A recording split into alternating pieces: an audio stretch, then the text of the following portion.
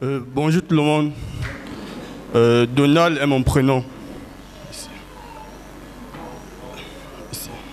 Bon, moi je ne serai pas long parce qu'il y a tellement de témoignages. Nous étions tellement compliqués que les manifestations venaient un peu de partout.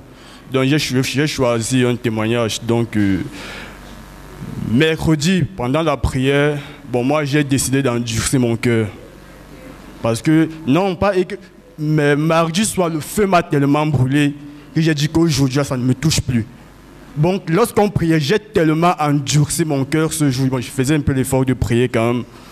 Alors lorsqu'on priait mercredi soir, lorsque j'avais les yeux fermés, j'ai vu le visage de la petite Destinée là, celle qui a témoigné pour sa maladie là.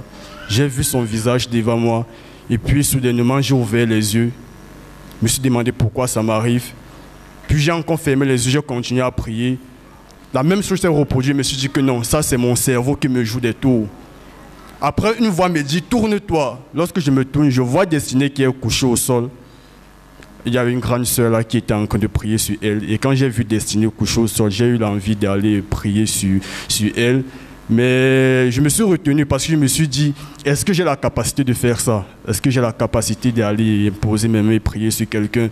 Et même si je le fais, qu'est-ce qu'on va dire de moi? On va dire que Donald est venu au camp prier sur les gens. Bon, ça m'a dit, mon cerveau m'a dit non, ne le fais pas. La scène s'est reproduite près de 8 fois. Je priais et à chaque fois, c'est son visage qui venait devant moi. Et puis, il y a une sorte de voix qui m'a propulsé. Elle m'a dit non, vas-y et prie pour elle. Je suis allé, j'ai prié pendant un moment comme je pouvais. Et la dernière phrase que j'ai dite ce jour, c'est que Seigneur, moi je ne connais pas encore très bien ta parole, mais je sais que tu dis dans ta parole qu'il suffit de croire. Et moi je crois que tu as guéri Destinée.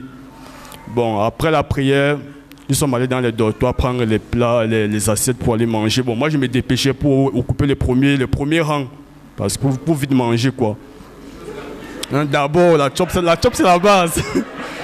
Alors, quand je prends mon assiette, ma cuillère, ma fourchette, lorsque j'étais seul dans le dortoir, quand je sors, quand je m'apprête à sortir, il y a une voix qui me dit, la dernière phrase revient, Seigneur, je crois que tu l'as guéri. Il y a une voix qui m'a parlé dans ma tête. La voix m'a parlé comme si la personne était à côté de moi. La voix m'a dit, tu as cru, c'est bien, mais est-ce qu'elle-même, elle a cru?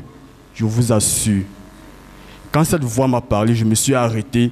J'ai regardé autour de moi s'il y avait quelqu'un. Mais la voix m'a bien parlé. Tu as cru, mais est-ce qu'elle-même, elle a cru? Alors j'ai oublié la nourriture. Hein. Je suis d'abord parti la chercher. Alors je l'ai vu, elle était là à l'extérieur. Je l'ai appelé. Je lui ai dit, ok, tout à l'heure, là, moi j'ai prié pour toi. C'était vraiment une première. Hein.